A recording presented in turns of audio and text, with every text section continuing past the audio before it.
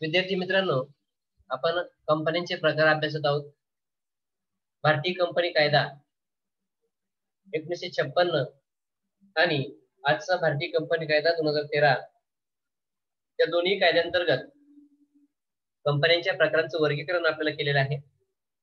तर भारतीय कंपनी कायदा 2013 अनुसार कंपन्यांचे आणखी काही प्रकार पडतात, ते आपण स्वतंत्रपणे पाहणार आहोत. म्हणजे नवीन कंपनीची स्थापना, नवीन कंपनी प्रकारांची स्थापना त्या ठिकाणी झालेली आहे, ते आपण अभ्यासणार आहोत. तत्पूर्वी भारतीय कंपनी कायदा 1956 अनुसार म्हणजे जुन्या कंपनी कायद्यानुसारच जे कंपन्यांचे प्रकार केलेले होते ते आपण सध्या पाहतोय. तर त्यामध्ये अ पार्ट पहिला आपण नोंदणीनुसार कंपनीचे प्रकार, त्यामध्ये संधी कंपनी, विशेष कायद्याने स्थापन झालेली कंपनी आणि नोंदणीकृत कंपनी होती. नंतर सभासद संख्येनुसार कंपन्या, त्यामध्ये खासगी कंपनी आणि सार्वजनिक कंपनी. नंतर जबाबदारी तत्वानुसार कंपन्या, त्यामध्ये भागांनी मर्यादित कंपनी, नंतर हमीने मर्यादित कंपनी आणि अमर्यादित कंपनी. आता मी पुन्हा प्रश्न विचारणार नाही. मी त्यावेळेस त्या दिवशीच लेक्चरच्या वेळेलाच तुम्हाला एक्सप्लेन केले भागांनी मर्यादित कंपनी म्हणजे काय, की भागधारकांनी खरेदी केलेल्या भागांच्या रकमेइतकीच त्यांची जबाबदारी मर्यादित स्वरूपाची असते. अशा कंपन्यांना भागांनी मर्यादित कंपनी असं म्हणतात. हमीने मर्यादित कंपनी म्हणजे काय, की भागधारकांनी कंपनीच्या विसर्जनाच्या प्रसंगी विशिष्ट रक्कम देण्याची हमी दिलेली असते किंवा हमी दिलेली रक्कमच त्यांनी कंपनीकडे भरायची असते. यास हमीने मर्यादित कंपनी असं म्हणतात. या कंपनीचं वैशिष्ट्य असं होतं, की कंपनी सुरू असताना भागधारकांनी जेवढी हमी दिली, जेवढ्या रकमेची हमी दिली, ती रक्कम कंपनीकडे भरलीच पाहिजे असते, बंधन नाही. परंतु कंपनीचं विसर्जन होताना मात्र जेवढ्या रकमेची हमी घेतली भागधारकाने, तेवढी रक्कम त्यांनी कंपनीकडे भरणं बंधनकारक ठरतं. आणि आपण पाहिलंय, हमीने मर्यादित कंपनीला देणगी स्वरूपात रक्कम स्वीकारता येते. आणि कोणत्या क्षेत्रासाठी प्रामुख्याने या कंपन्यांचा वापर केला जातो? कला क्षेत्र असेल, क्रीडा क्षेत्र असेल, सांस्कृतिक क्षेत्र असेल, व्यापार आणि वाणिज्य क्षेत्र असेल, या क्षेत्रांचा विकास करण्यासाठी हमीने मर्यादित कंपनीची स्थापना त्या ठिकाणी केलेली असते. नंतर अमर्यादित कंपनी व्याख्या अशी आहे, ज्या कंपनीच्या भागधारकांची जबाबदारी ही त्यांनी खरेदी केलेल्या भागांच्या रकमेइतकी मर्यादित स्वरूपाची नसते, अशा कंपन्यांना अमर्यादित कंपनी असं म्हणतात. आपण उदाहरणासहित पाहिलंय, की 100 रुपयाचा भाग खरेदी केला असेल, परंतु कंपनीला जर तोटा झाला, तर अशा भागधारकांना जरी त्यांनी 100 रुपयाचा भाग खरेदी केलेला असेल, तरी देखील त्यांना तोटा भरून काढण्यासाठी 100 रुपयापेक्षा जास्त रक्कम कंपनीला द्यावी लागते. अमर्यादित कंपनी. आता आपण नियंत्रणाच्या आधारावर कंपन्यांचे प्रकार जे आहेत ना, ते अभ्यासणार आहोत. त्यामध्ये प्रामुख्याने पहिला प्रकार आहे सरकारी कंपनी. बघा, नियंत्रण सरकारचं असतं. मी तुम्हाला एक गोष्ट यापूर्वीच अधोरेखित करून दिली होती, की विशेष कायद्याने स्थापन झालेली कंपनी. संसदेमध्ये बघा, नोंदणीनुसार कंपनीच्या प्रकारामध्ये दुसरा प्रकार आहे विशेष कायद्याने स्थापन झालेली कंपनी. या कंपनी प्रकारामध्ये संसदेमध्ये विशेष कायदा संमत करून विशिष्ट कंपनीची स्थापना केली जाते. मी तुम्हाला आयुर्विमा महामंडळ म्हटलंय, reserve bank of India, state bank of India, वित्तीय महामंडळ, अशा महामंडळांची स्थापना म्हणजे अशा कंपन्यांची स्थापना संसदेत कायदा करून, विशेष कायदा संमत करून केलेली असते. आणि या कंपन्यांना भांडवल पुरवठा सुद्धा सरकारमार्फतच पुरवला जातो. आणि या कंपन्यांवर नियंत्रण सुद्धा सरकारचंच असतं. आता इकडे बघा, नियंत्रणाच्या आधारावर सरकारी कंपनी म्हटलंय. इथे सुद्धा ज्या कंपनीवर सरकारी नियंत्रण असतं त्या कंपनीला सरकारी कंपनी असे म्हणतात. पण ऍडिशनल आपल्याला काही बाब त्यामध्ये नमूद करायची, ती मी तुम्हाला त्यानंतर सांगणार आहे. पण इथे मात्र कन्फ्युजन करू नका. विशेष कायद्याने स्थापन झालेल्या कंपनीवर नियंत्रण सरकारचं असतं, कारण अशा कंपनीसाठी 100% भांडवल पुरवठा, 100% भांडवल पुरवठा हा सरकारने प्रोव्हाइड केलेला असतो. आणि म्हणून नियंत्रण सरकारचं असतं. आणि या कंपनीची स्थापना किंवा नोंदणी कशी झाली आहे? विशेष कायदा संमत करून. म्हणून नोंदणीनुसार कंपनीच्या प्रकारामध्ये त्याचा समावेश केलेला आहे. आता नियंत्रणाच्या आधारावर कंपन्यांच्या प्रकारामध्ये पहिला प्रकार सरकारी कंपनी. सरकारी कंपनीची व्याख्या अशी आहे, की ज्या कंपनीत सरकारने 51% किंवा त्यापेक्षा जास्त भागांची खरेदी केलेली असते, अशा कंपनीस सरकारी कंपनी असे म्हणतात. म्हणजे 50% पेक्षा भांडवल हे कोणी धारण केलं असतं एखाद्या कंपनीचं? हे सरकारने धारण केलं असतं. म्हणजे त्या कंपनीचे भाग सरकारने खरेदी केलेले असतात आणि 50% पेक्षा जास्त भाग सरकारने खरेदी केलेले असतात. म्हणून अंतिम नियंत्रण हे सरकारचं असतं. कारण तुम्हाला माहिती आहे, की 50% पेक्षा जास्त म्हणजे मेजॉरिटी आहे तिथे, बरोबर ना? आणि विशिष्ट निर्णय घेण्यासाठी मेजॉरिटी लागते, एकमत होण्यासाठी किंवा विशिष्ट निर्णय घ्यायचा असेल तर मेजॉरिटी बहुमत म्हणतो आपण त्याला, आवश्यक असतं. आणि सरकारने जेव्हा 51% पेक्षा जास्त भाग खरेदी केले असतात तेव्हा मेजॉरिटी कोणाच्या बाजूने होते? सरकारच्या बाजूने. म्हणजे संपूर्ण नियंत्रण क्षमता कोणाकडे असते? सरकारकडे. कारण सरकारने अशा कंपनीसाठी 50% पेक्षा भांडवल स्वतः गुंतवलेलं असतं किंवा 50% पेक्षा जास्त भाग सरकारने खरेदी केलेले असतात आणि म्हणून नियंत्रण कोणाच्या हाती येतं? सरकारच्या हाती. आणि म्हणून नियंत्रणाच्या आधारावर कंपनीच्या प्रकारामध्ये पहिला प्रकार आहे सरकारी कंपनी, की ज्या कंपनीवर पूर्णतः नियंत्रण हे सरकारचंच असतं. कारण सरकारने संबंधित कंपनीचे 51% किंवा त्यापेक्षा जास्त भाग खरेदी केलेले असतात. त्यामुळे साहजिकच जे बहुमत प्रदान होतं ते सरकारच्या बाजूने होतं. याला म्हणायचं सरकारी कंपनी. लक्षात आलंय? म्हणजे 51% पेक्षा भाग कुणी धारण केले असतात किंवा खरेदी केलेले असतात? सरकारने खरेदी केलेले असतात. आता पुढे दुसरा प्रकार परदेशी कंपनी. या शब्दप्रयोगामध्ये या संकल्पनेचा अर्थ सामावलेला आहे. काय? परदेशी म्हणजे जी कंपनी भारतीय नाही अशी परदेशी कंपनी. दुसऱ्या शब्दामध्ये कायद्याच्या भाषेमध्ये सांगायचं म्हटलं, ठीक आहे, त्या कंपनीची स्थापना भारतात झालेली नाही, त्या कंपनीची स्थापना परदेशात झालेली आहे, ती कंपनी भारतीय नाही म्हणजे भारतीय कंपनी कायद्यानुसार त्याची नोंदणी झालेली नाही किंवा स्थापना झालेली नाही. म्हणजे त्या कंपनीचं प्रमुख ऑफिस किंवा प्रमुख शाखा ज्या देशामध्ये त्या कंपनीची स्थापना झालेली आहे, ज्या कंपनी कायद्यानुसार त्या कंपनीची स्थापना झालेली आहे ती परदेशात झालेली आहे, म्हणून तिला आपण काय म्हटलंय? परदेशी कंपनी. या सगळ्या स्पष्टीकरणावरून आपल्याला थोडक्यात सांगते, परदेशी कंपनी म्हणजे ज्या कंपनीची स्थापना परदेशात झालेली आहे परंतु त्या कंपनीचं व्यवसायाचं ठिकाण मात्र भारतात आहे. आपण तिला परदेशी कंपनी का म्हटलं? समजा इंग्लंडमध्ये निर्माण झालेली कंपनी व्यवसाय कुठे करते? जपानमध्ये. मग आपण तिला परदेशी कंपनी म्हणायचं का? आपला संबंध काय आलाय त्या कंपनीशी? जेव्हा एखाद्या देशामध्ये एखादी कंपनी स्थापन झाली आणि दुसऱ्या देशामध्ये ती व्यवहार करते, व्यवसाय करते, मग आपल्या दृष्टीने त्या कंपनीचा रोल काय? काहीच नाही. म्हणून आपण त्या कंपनीला परदेशी कंपनी म्हणायचं नाही. आपण परदेशी कंपनी केव्हा म्हणतो? जेव्हा त्या कंपनीचा आपल्याशी संबंध येतो. आपल्याशी मीन्स आपल्या देशाशी. म्हणून परदेशी कंपनी आपण केव्हा म्हणतोय? जेव्हा त्या कंपनीची स्थापना ही परदेशात झालेली असते आणि त्या कंपनीचं व्यवसायाचं ठिकाण मात्र भारतात असतं आणि म्हणून अशा कंपनीला आपण परदेशी कंपनी असं म्हटलेलं आहे. बघा, कंपनी कायद्यातील कलम 2 पोट कलम 42 अनुसार परदेशी कंपनीची व्याख्या जी केली आहे ती मी पुन्हा रिपीट करतोय. इथे असं म्हटलेलं आहे ऋषी, ज्या कंपनीची नोंदणी परदेशात झालेली आहे, नोंदणी किंवा स्थापना आपण म्हणतो, बरोबर? ज्या कंपनीची नोंदणी परदेशात झालेली आहे मात्र तिच्या व्यवसायाचे ठिकाण भारतात आहे व ती स्वतः प्रतिनिधी किंवा इलेक्ट्रॉनिक्स माध्यमांद्वारे व्यवहार करते, अशा कंपनीला परदेशी कंपनी असे म्हणतात. बघा, आता त्या कंपनीची स्थापना कुठे झाली आहे? परदेशात झाली. मग अशा कंपनीचं व्यवसायाचं ठिकाण कुठे आहे? भारतात आहे. मग भारतामध्ये व्यवसाय करत असताना ती कंपनी कोणाच्या माध्यमातून किंवा मार्फत व्यवसाय करू शकते? ती कंपनी स्वतः म्हणजे तिची ब्रँच भारतात आली स्वतः किंवा प्रतिनिधी कंपनीच्या वतीने प्रतिनिधींच्या हाती त्या कंपनीचं नियंत्रण दिलं आणि मग ते प्रतिनिधी भारतात येऊन कंपनी व्यवसाय करतात किंवा इलेक्ट्रॉनिक्स माध्यमांद्वारे. तुम्ही पाहता आपण सुद्धा आता इलेक्ट्रॉनिक माध्यमाचा आधार घेतलाय. आपण जे काही शिकतोय ना ते इलेक्ट्रॉनिक माध्यमाच्या आधारे शिकतोय. बघा, आपापल्या घरात थांबून आपापल्या जागेवर थांबून आपण आपलं उद्दिष्ट पूर्ण करतोय, बरोबर ना? तुमचं शिकण्याचं उद्दिष्ट पूर्ण होतंय, आमचं शिकवण्याचं उद्दिष्ट पूर्ण होतंय, बरोबर? पण आपण कुठे आहोत आता? तुम्ही घरात आहात, मी ऑफिसमध्ये आहे. याचा अर्थ काय? की कंपनीचं ऑफिस ज्या परदेशात आहे त्या ऑफिसमध्ये थांबून इलेक्ट्रॉनिक माध्यमांच्या आधारे त्या कंपनीला भारतामध्ये जी शाखा निर्माण केली आहे त्या शाखेचं व्यवस्थापन करता येतं इलेक्ट्रॉनिक माध्यमांच्या आधारे. म्हणजे बघा आता हे सोपं झालं. त्यामुळे म्हणजे जरी कंपनी परदेशी असली तरी देखील ती परदेशी कंपनी काय करते? इलेक्ट्रॉनिक्स माध्यमांच्या आधारे भारतामध्ये जी ब्रँच किंवा शाखा निर्माण केलेली आहे त्या शाखेचा संपूर्ण कारभार पाहू शकते. आणि म्हणून अलीकडे कॉर्पोरेट सेक्टरमध्ये इलेक्ट्रॉनिक मीडिया किंवा इलेक्ट्रॉनिक माध्यम जे आहेत त्या माध्यमांना अनन्यसाधारण महत्व प्राप्त झालेलं आहे. बघा, वेळेचं बंधन तोडले या इलेक्ट्रॉनिक माध्यमांनी. कसं? तुम्ही 24/7 म्हणजे 24x7 इंग्लिश मध्ये ऑफिसेस मध्ये लिहिलेलं असतं.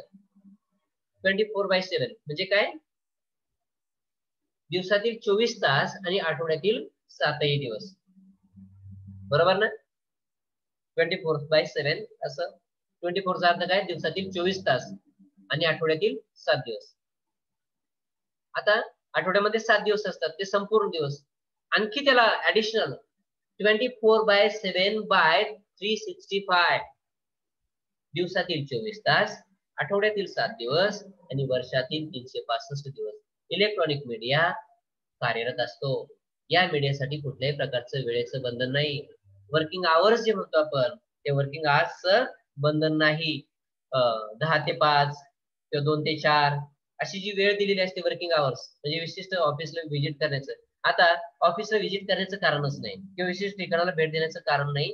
आता इलेक्ट्रॉनिक पद्धतीने आपण ज्या ठिकाणी बसलोय त्या ठिकाणाहून सगळे व्यवहार आपल्याला पूर्ण करता येतात आणि मग ते दिवसातील 24 तासांपैकी कोणत्याही वेळी, आठवड्यातील 7 दिवसांपैकी कोणत्याही दिवशी आणि 365 दिवसांपैकी, वर्षातील 365 दिवसांपैकी कोणत्याही दिवशी आपल्याला ऑनलाईन पद्धतीने कोणत्याही क्षणी व्यवहार करता येतात, कम्युनिकेशन करता येतं आणि म्हणून त्याला म्हणतात 24/7/365. तुम्ही कदाचित 24/7 ही संकल्पना ऐकली असेल, पण त्याला 24/7/65 असं सुद्धा तुम्ही मॉडरेट करू शकता, बदल करू शकता आणि ऑलरेडी ती कन्सेप्ट आहे 24/7/365. आता बघा, आठवड्यामध्ये किती तास असतात, किती दिवस असतात? 7 दिवस. 2 आठवड्यांचं काय झालं? 2 आठवड्यांचे मला चॅट बॉक्स मध्ये तुम्ही उत्तर देऊ शकता. 2 आठवड्यांना काय म्हणतो आपण? येस, मी चॅट बॉक्स मध्ये 2 आठवड्यांचे दिवस किती झाले? Yes, very good. 2 आठवड्यांचे दिवस 15. पंधरवडा. वैष्णवी केकांनी उत्तर दिले 14, अमृता तुपेने 15, दिव्या गुरसोळने 15, शुभम धनवटेने दिले 15वाडा, राहुल रुईकरने 14 दिवस आणि गायत्री राजोळेने 15 दिवस. बाळांनो, एकमत होत नाही. मला डेफिनेटली तुम्हाला तेच सांगायचं आहे. एक्झॅक्टली तुमच्या मनात प्रश्न पडला असेल, आठवड्यामध्ये 7 दिवस असतात आणि 2 आठवड्यांचा 15वाडा होतो, 7 दुने 14 दिवस होतात, मग आपण त्याला 15वाडा असं म्हणतो. बरोबर?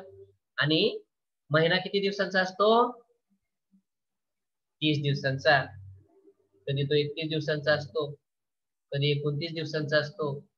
एकदाच असतो फक्त 29 दिवसाचा, 3 वर्षातून एकदा. बाकी 28 दिवसाचा पण असतो. तर हे लक्षात घ्या, पूर्वीचं मोजमाप करण्याची साधनं आणि आजची मोजमाप करण्याची साधनं बदललेली आहेत, हे लक्षात ठेवा. 15 दिवस म्हणताय, 15वाडा म्हणताय, 14 दिवस म्हणताय, पण आपण आपल्या रुटीन प्रमाणे 2 आठवड्यांना 15 दिवस म्हणतो, 15वाडा म्हणतो. बरोबर ना? पण आठवड्यामध्ये तर 7 दिवस असतात. मग 1 दिवसाचं काय? तर आपण आपल्या सोयीने तो 1 दिवस ऍड करून घेतला, म्हणून झाला 15वाडा. आणि 2 आठवडे मिळून आपलं 2 15वाडे मिळून 1 महिना. मग एका महिन्याचे साधारण दिवस 30. मग काही दिवसांचे 31 असतात, तर ते 28 मध्ये ते मर्ज पण झालेले असतात. येते लक्षात? तर अशा पद्धतीने 15वाडा जरी म्हटलं आपण, तर त्यामध्ये 14 दिवस येतात. म्हणून पूर्वीचे दिडकी, निमकी, आता तुम्हाला ह्या गोष्टी सगळ्या समजणार नाहीत, पण त्या काळची मोजमाप वेगळी. आजही काही प्रदेशांमध्ये एका पायलीचं माप वेगळं आहे प्रदेशवार, म्हणजे त्याला किलो. काही प्रदेशांमध्ये 7 किलोची एक पायली होते, काही प्रदेशांमध्ये 6 किलोची एक पायली होते. तर या मोजमापामध्ये जरा व्हरायटी आहे, व्हेरिएशन आहे, परंतु आपल्याला जे अपेक्षित आहे ते मात्र आपण साध्य करून घ्यायचं त्यातून. तर ठीक आहे, मला सांगायचं होतं या ठिकाणी की परदेशी कंपनीला इलेक्ट्रॉनिक मीडियाच्या साहाय्याने जरी त्या कंपनीची शाखा भारतात असेल, तरी देखील ती कंपनी स्वतः येऊन नियंत्रण करू शकते, व्यवस्थापन करू शकते, किंवा प्रतिनिधींच्या मार्फत व्यवस्थापन करू शकते, किंवा इलेक्ट्रॉनिक मीडियाच्या आधारे देखील ही कंपनी, परदेशी कंपनी नियंत्रण करू शकते. आपण या संकल्पना फक्त आता समजावून घेऊयात कंपन्यांच्या प्रकारांच्या. त्यातलं अगदी बारकाईचं स्पष्टीकरण जे आहे ना बारकाईने केलेलं ते पीडीएफच्या माध्यमातून तुम्हाला किंवा युट्यूबच्या लेक्चरच्या माध्यमातून कालांतराने जेव्हा शक्य आहे तेव्हा ते देता येईल, किंवा तुम्हाला स्टडी नोट्स मटेरियल जे हवं आहे त्यावेळेला ते देता येईल पीडीएफ मध्ये.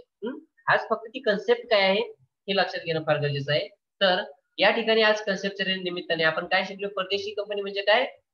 बरीच मुलं मी जी व्याख्या सांगितली त्या उलट व्याख्या देतात काय की ज्या कंपनीची स्थापना भारतात झालेली आहे परंतु व्यवसायाचं ठिकाण मात्र परदेशात आहे किंवा परदेशात जाऊन व्यवसाय करते तिला परदेशी कंपनी म्हणतात असं मुलं म्हणतायत. हे लक्षात घ्या. मी आता व्याख्या नाही सांगितली, मी चुकीची गोष्ट होती ना ती तुम्हाला नमूद केली आहे. काय मुलं असं पण लिहितात, पण तसं अजिबात लिहायचं नाहीये. परदेशी कंपनी काय म्हणतो तर ती परदेशी आहे. परदेशी काय आहे तर तिची स्थापना ही मुळात परदेशात झालेली आहे. परदेशी कंपनी कायद्यानुसार झालेली असेल आणि अशा कंपनीचं व्यवसायाचं ठिकाण मात्र भारतात आहे, अशा कंपनीला परदेशी कंपनी असे म्हणतात.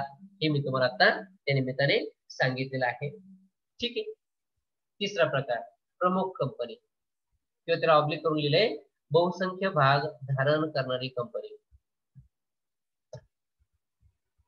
मेजॉरिटी, जसं मी सरकारी कंपनीत म्हटलं होतं ना बाळांनो, काय की एखाद्या कंपनीचे एकट्या सरकारने 51% किंवा त्यापेक्षा जास्त भाग खरेदी केलेले असतात, म्हणजे नियंत्रण सरकारचं असतं.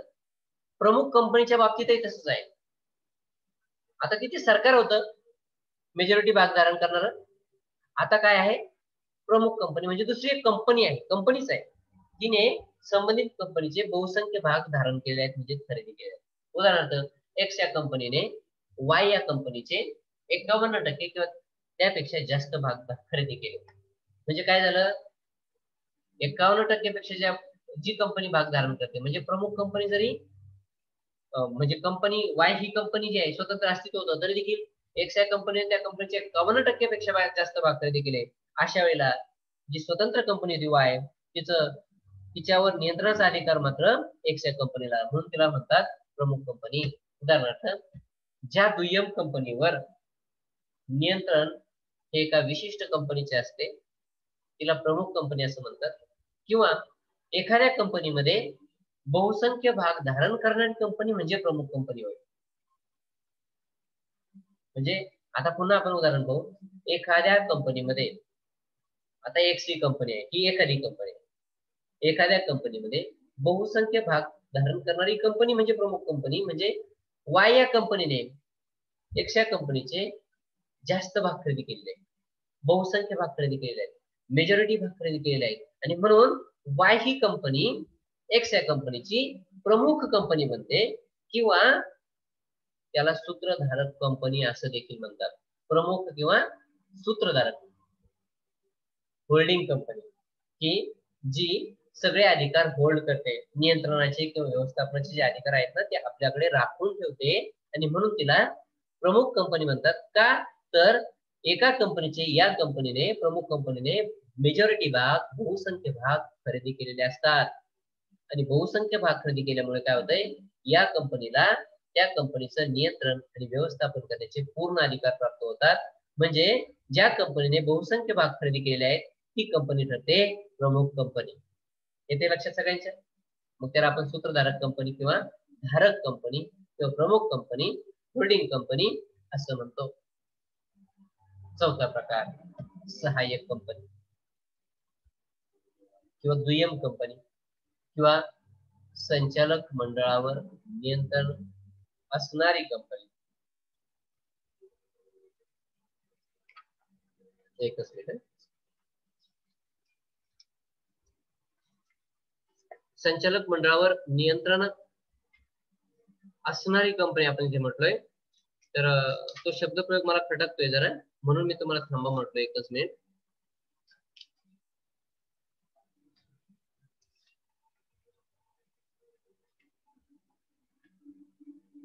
तिथे शब्दप्रयोग काय पाहिजे बेटा, संचालक मंडळावर नियंत्रण नसणारी कंपनी, त्याला दुय्यम कंपनी म्हणायचंय. तिथे न शब्द अपेक्षित आहे म्हणून मी थांबलो होतो.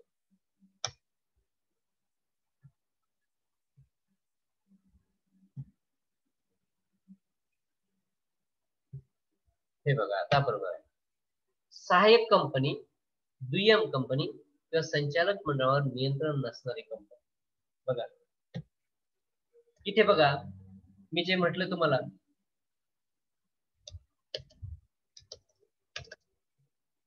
सहाय्यक कंपनी म्हणजे प्रमुख कंपनीमध्ये आपण जे काय म्हटलोय की बहुसंख्य भाग धारण करणारी कंपनी, की जी एकशा कंपनीचे 51% पेक्षा भाग धारण केले होते अशी कंपनी प्रमुख कंपनी बनते. आणि ज्या कंपनीचे बहुसंख्य भाग त्या प्रमुख कंपनीने धारण केले, ती कंपनी, ज्या कंपनीचे बहुसंख्य भाग खरेदी केलेले आहेत ना, ती कंपनी म्हणजे दुय्यम कंपनी. म्हणजे त्या कंपनीचे 50% पेक्षा कमी भाग इतरांनी खरेदी केलेले आहेत आणि 51% पेक्षा जास्त भाग कोणी खरेदी केलेले आहेत, प्रमुख कंपनीने. अशी कंपनी म्हणजे दुय्यम कंपनी, की ज्याला आपण सबसिडियरी कंपनी म्हणतो. दुय्यम कंपनी, सहाय्यक कंपनी किंवा संचालक मंडळावर नियंत्रण नसणारी कंपनी. तिला संचालक मंडळावर नियंत्रण नसणारी कंपनी आपण काय म्हटलंय, तर ही कंपनी अल्पमतात असल्याने 50% पेक्षा कमी भाग त्या कंपनीतील इतरांनी खरेदी केल्यामुळे त्यांना नियंत्रण ठेवण्याचा अधिकार राहत नाही. नियंत्रण कोण ठेवतंय, प्रमुख कंपनी. वरती आपण तिसऱ्या प्रकारामध्ये जे पाहिलं ना, की प्रमुख कंपनी दुय्यम कंपनीच्या संचालक मंडळावर नियंत्रण ठेवते आणि त्यामुळे नियंत्रणाचे अधिकार कोणाला प्राप्त होतात, प्रमुख कंपनीला. आणि म्हणून आपण म्हटलंय संचालक मंडळावर नियंत्रण नसणारी कंपनी म्हणजे दुय्यम कंपनी, की जी सहाय्यक कंपनी म्हणून काम करते, करू शकते. निर्णय क्षमता त्या कंपनीची अजिबात नसते, कारण त्या कंपनीने 50% पेक्षा कमी भाग खरेदी केलेले असतात आणि म्हणून तिला दुय्यम कंपनी असं आपण म्हटलेलं आहे. ठीक आहे, आता आपण हे सगळे कंपन्यांचे प्रकार शिकलेलो आहोत. आता आपल्याला आणखी एक बाब निश्चितपणे लक्षात घ्यावी लागणार आहे, की मी तुम्हाला म्हटल्याप्रमाणे भारतीय कंपनी कायदा 2013 अंतर्गत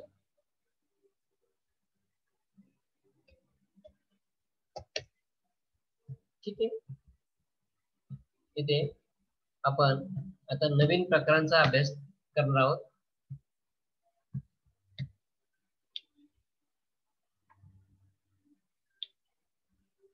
मी टायटल देतोय भारतीय कंपनी कायदा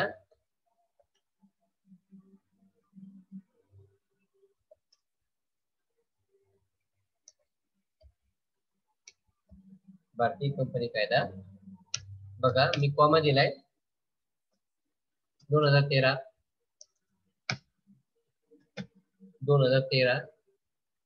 31 झाले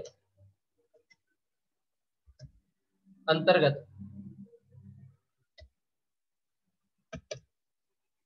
कंपन्यांचे प्रकार.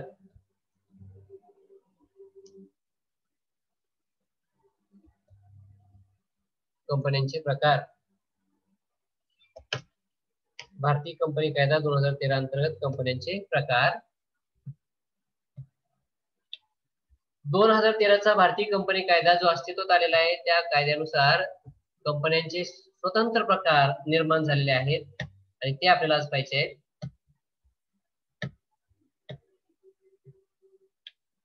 त्यामध्ये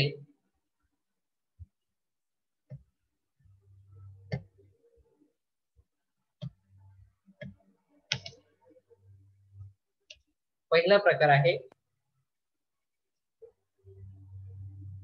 एक व्यक्ती कंपनी.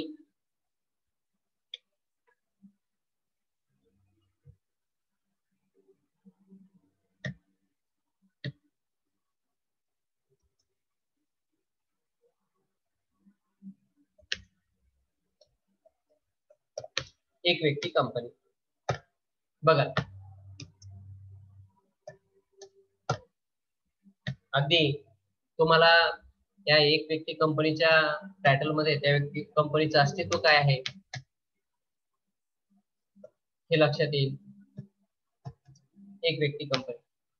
बघा एक व्यक्ती कंपनीची व्याख्या किंवा संकल्पनाच अशी आहे, कशी की ज्या कंपनीची स्थापना फक्त एकच व्यक्ती करू शकते. बघा या कंपनी कायद्याने, नवीन कंपनी कायदा, नवीन कंपनी अधिनियम 2013 ने एक खूप चांगल्या प्रकारची व्यवस्था, सोय त्या ठिकाणी निर्माण करून दिलेली आहे. एक व्यक्ती कंपनी मुळातच आता तुम्ही पाहताय की 1991च्या नवीन औद्योगिक धोरणापासून सरकारने एलपीजी नावाची कन्सेप्ट स्वीकारली. एलपीजी म्हणजे काय? एलपीजी गॅस नाही, एलपी गॅस नाही. मग काय? लिबरलायझेशन, प्रायव्हेटायझेशन आणि ग्लोबलायझेशन, बरोबर. आणि या नवीन धोरणाचा स्वीकार केल्यापासून उदारीकरण, खासगीकरण आणि जागतिकीकरणाला प्राधान्य दिलंय. म्हणजे यामध्ये खासगीकरणाचा जो प्रकार आहे त्याकडे जास्त ओढा सरकारने दिलेला आहे. आणि खासगी कंपनी आणि सार्वजनिक कंपनी यासाठी सभासद संख्येची मर्यादा आहे. तुम्ही पाहिलेले सभासद संख्येनुसार कंपनीच्या प्रकारामध्ये काय पाहिलंय की खासगी कंपनीची स्थापना करण्यासाठी किमान 2 व्यक्तींची आवश्यकता असते आणि सार्वजनिक कंपनीची स्थापना करण्यासाठी किमान 7 व्यक्तींची आवश्यकता असते, बरोबर. पण नवीन कंपनी कायदा 2013 ने आणखी एक सोय निर्माण करून दिली. खासगी कंपन्यांचं अस्तित्व वाढावं किंवा त्यामध्ये भर व्हावी यासाठी एक व्यक्ती कंपनीची स्थापना करण्याची मुभा किंवा नवीन प्रकार नवीन कंपनी अधिनियम 2013 ने तयार केलेला आहे. त्यामध्ये असं म्हटलंय, काय म्हटलंय की साधारणपणे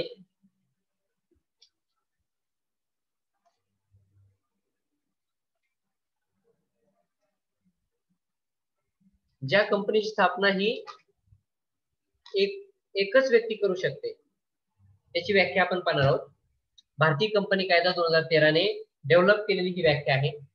काय व्याख्या आहे की भारतीय कंपनी कायदा कलम 2 कोड कलम 62 अनुसार ही व्याख्या केलेली आहे. त्यामध्ये असं म्हटलंय, ज्या कंपनीमध्ये फक्त एकच सभासद असतो तिला एक व्यक्ती कंपनी असे म्हणतात. ज्या कंपनीमध्ये फक्त एक आणि एकच सभासद असतो त्या कंपनीला एक व्यक्ती कंपनी असे म्हणतात. म्हणजे एकटा सभासद, एकटी व्यक्ती भांडवल उभारून, गोळा करून किंवा भांडवल आणून कंपनीची स्थापना करू शकते. आणि त्यासाठी एक अट भारतीय कंपनी कायदा 2013 ने घातलेली आहे. कोणती अट? ती मी पुढे देतोय. काय? की संबंधित व्यक्ती भारताचा रहिवासी असली पाहिजे.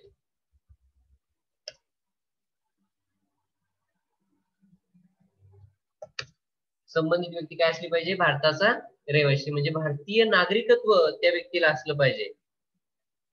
त्यानंतर दुसरा क्रमांक आहे, त्या व्यक्तीचं किमान 182 दिवस भारतात अस्तित्व असलं पाहिजे.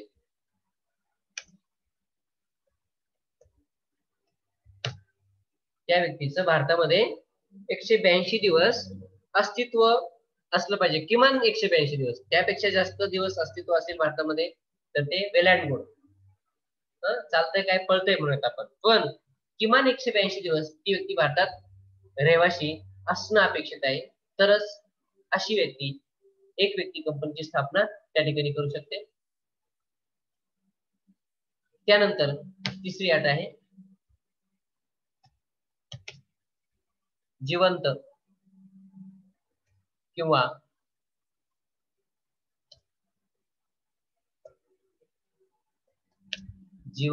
नैसर्गिक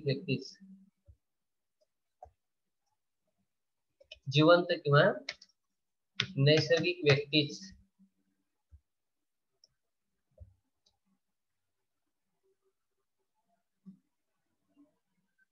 एक व्यक्ती कंपनीची स्थापना करू शकते.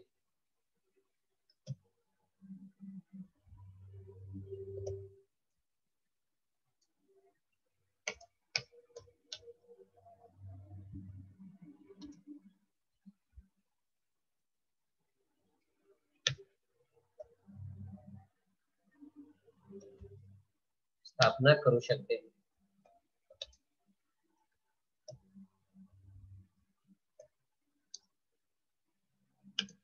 बघा, इथे अटी ज्या घालून दिल्या आहेत त्या अटी आपण लक्षात घेणं अपेक्षित आहे. काय म्हटलंय?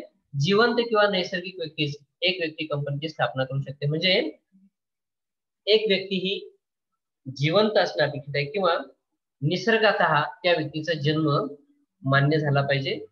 म्हणजे नैसर्गिक व्यक्ती जी आहे, कृत्रिम व्यक्ती एक व्यक्ती कंपनीची स्थापना करू शकत नाही. मग कोण असते कृत्रिम व्यक्ती? आपण यापूर्वी कृत्रिम व्यक्ती हा शब्दप्रयोग ऐकलेला आहे. चॅट बॉक्स मध्ये तुम्ही लिहू शकता. येस. नैसर्गिक व्यक्ती म्हणण्याचं कारण काय? याचा अर्थ कृत्रिम व्यक्ती पण असते. आणि मग कृत्रिम व्यक्ती कोण असते? कुणाला आपण कृत्रिम व्यक्ती असं संबोधलंय? बरोबर, 2 मेसेज आलेत मला. Very good. रोबोट. रोबोट. पायल आणि धनवटे शुभमने उत्तर दिलंय. तर उत्तर अँड इज आर्टिफिशियल पर्सन. काय प्रियांका नावावर काय म्हणते? Artificial person. बरं, कृत्रिम व्यक्ती पण कोण? आपण कुणाला कृत्रिम व्यक्ती संबोधलंय आतापर्यंत? रोबोट तर मी एकदाही म्हटलो नाही. Any company or institution. Very nice. बघा, प्रियांकाने उत्तर दिलंय कंपनी. दिव्या गुरसळने उत्तर दिलंय कंपनी. कॉम्पी दिले उत्तर प्रियांका. आपलं दिव्या कंपनी. सांगायचं उत्तर जे आहे ना ते बरोबर आहे, म्हणजे कन्सेप्ट ओके आहे. पूनम मोरेने उत्तर दिलंय. शुभम काकाळेने उत्तर दिले कंपनी. Very nice. आपण यापूर्वी कंपनीचा उल्लेख कृत्रिम व्यक्ती म्हणून केलेला आहे. Yes yes yes. अनेक मुलांनी उत्तर दिले. अभिनंदन तुमचं. धनश्री आमलेने पण उत्तर दिले कंपनी. ठीक आहे. आपण यापूर्वी कंपनी ही कायद्याने निर्माण केलेली कृत्रिम व्यक्ती आहे असं म्हटलेलं आहे. मग कोणतीही कंपनी एक व्यक्ती कंपनीची स्थापना करू शकते का? नाही, कारण कंपनी ही कृत्रिम व्यक्ती असते, ती नैसर्गिक व्यक्ती नसते. आणि म्हणून कुठली संस्था किंवा कंपनी, लावरने उत्तर दिलंय की कुठली पण कंपनी किंवा इन्स्टिट्यूशन की जी नैसर्गिक नसते, की जी कृत्रिम व्यक्ती म्हणून तिला नाव दिलेलं असतं. जसं कंपनीला एक कृत्रिम व्यक्ती म्हणून नाव दिलेलं असतं, नाव असतं पण ती कृत्रिम व्यक्ती असते, बरोबर ना? अगदी तसंच. आणि ती कृत्रिम व्यक्ती एकटी नसते. कृत्रिम व्यक्ती जरी एकट्या नावाने, स्वतंत्र नावाने स्थापन झालेले असते, तरी देखील त्या कंपनीत मात्र अनेक लोकांचा सहभाग असतो, अनेक भागधारकांचा सहभाग असतो. तसं एक व्यक्ती कंपनीमध्ये एकटी व्यक्ती भांडवलाची उपलब्धता करून कंपनीची स्थापना त्या ठिकाणी करू शकते. आता एक व्यक्ती कंपनीची जी वैशिष्ट्य आहे ती वैशिष्ट्य आपल्याला पाहता येईल. पहिलं वैशिष्ट्य आहे की एक व्यक्ती कंपनीची स्थापना जी आहे ती खासगी कंपनी म्हणून करता येते. मी तुम्हाला आताच एक्सप्लेन केले. काय? एलपीजीचा स्वीकार केल्यानंतर खासगीकरणाला प्राधान्य दिलंय. सार्वजनिक क्षेत्राचं महत्व कमी करून खासगी क्षेत्रातील कंपन्यांना किंवा खासगी कंपन्यांना प्राधान्य देण्याचा प्रयत्न त्या ठिकाणी केला. आणि म्हणूनच 2013च्या कंपनी कायद्याअंतर्गत खासगी कंपन्यांमध्ये एक व्यक्ती कंपनीची स्थापना करता येऊ शकते असं देखील म्हटलंय. त्यानंतर दुसरं वैशिष्ट्य असतं, एक व्यक्ती कंपनीमध्ये एक सभासद असतो आणि एकुलता एक संचालक देखील असू शकतो. संचालक देखील एकच असू शकतो कंपनीचे व्यवस्थापन करण्यासाठी, बरोबर की नाही? त्यानंतर पुढे एक व्यक्ती कंपनी ही भागांनी मर्यादित, हमीने मर्यादित किंवा अमर्यादित स्वरूपाची असू शकते. जसं मी म्हटलं खासगी कंपनी असू शकते किंवा असते, तसं ही कंपनी सार्वजनिक कंपनी सुद्धा असू शकते. असं काही बंधन नाहीये. एक व्यक्ती कंपनी भागांनी मर्यादित किंवा हमीने मर्यादित किंवा अमर्यादित कंपनी असू शकत नाही असं मात्र नाही. म्हणजे एक व्यक्ती कंपनी ही खासगी कंपन्यांच्या प्रकारात जरी मोडत असली तरी देखील भागांनी मर्यादित कंपनी, हमीने मर्यादित कंपनी किंवा अमर्यादित कंपनीची स्थापना सुद्धा एक व्यक्ती कंपनीच्या अंतर्गत करता येऊ शकते. या कंपनीला सुद्धा ओळख प्राप्त व्हावी यासाठी स्वतंत्र नाव दिलेलं असतं एक व्यक्ती कंपनीला. म्हणजे इतर कंपन्यांप्रमाणे या कंपनीला, एक व्यक्ती कंपनीला सुद्धा स्वतंत्र नाव असतं. आणि कंपनीच्या प्रत्येक दस्तऐवजावर एक व्यक्ती कंपनी, सिंगल इनपुट मध्ये एक व्यक्ती कंपनी असं स्पष्टपणे नाव दिलेलं असतं प्रत्येक दस्तऐवजावर. म्हणजे एक व्यक्ती कंपनीच्या संदर्भात ज्या काही अटी आहेत, नियम आहेत, त्या त्या ठिकाणी लागू होतात. तर अशी आहे एक व्यक्ती कंपनी. दुसरा प्रकार आहे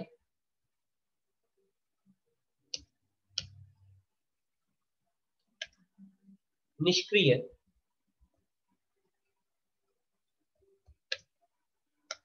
ऑब्लिक सुप्त कंपनी.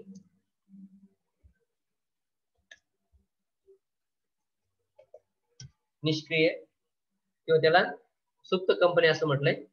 त्याला आपण वरच्या प्रकारामध्ये एक व्यक्ती कंपनीला काय म्हणूयात, 1% कंपनी. 1% कंपनी.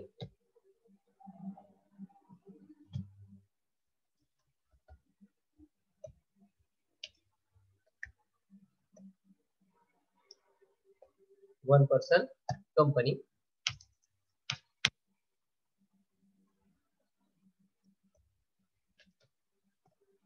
आणि इथे या कंपनी प्रकाराला आपण म्हणायचं आहे डॉर्मंट कंपनी.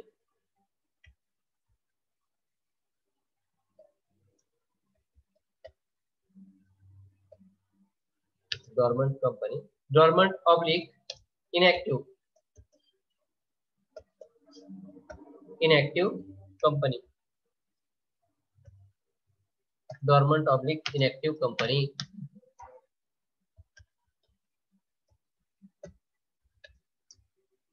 ओके. निष्क्रिय कंपनी. पुन्हा एकदा मी म्हणेल की या कंपनीच्या नावातच या कंपनीचं वैशिष्ट्य किंवा अस्तित्व सामावलेलं आहे. निष्क्रिय म्हणजे क्रियाशील नसलेली. Yes, who is there? Sleeping company. Very good. आता बघा, स्लीपिंग कंपनी पण छान नाव दिले प्रियंका लावते. का तर स्लीपिंग अवस्थेमध्ये व्यक्ती कशी असते, निष्क्रिय. म्हणजे हालचाली बंद असतात, विचार प्रणाली 100% बंद असते. अर्थात स्वप्नात असेल तर विचार प्रणाली बंद आहे असं आपल्याला म्हणता यायचं नाही, पण ती व्यक्ती हालचाल मात्र करत नाही, कुठलं काम मात्र करत नाही नॅचरली, म्हणजे हालचाल करत नाही असं आपण म्हणतो. सुप्त स्वरूपात म्हणजे अस्तित्व असतं पण असून नसल्यासारखं सुप्तपणे. म्हणजे आपण सुप्त हा शब्द कुठे सुप्त गुणांचा वाव, गुणांना वाव किंवा सुप्त गुण या संदर्भात हा शब्द वापरतो. गुण असतात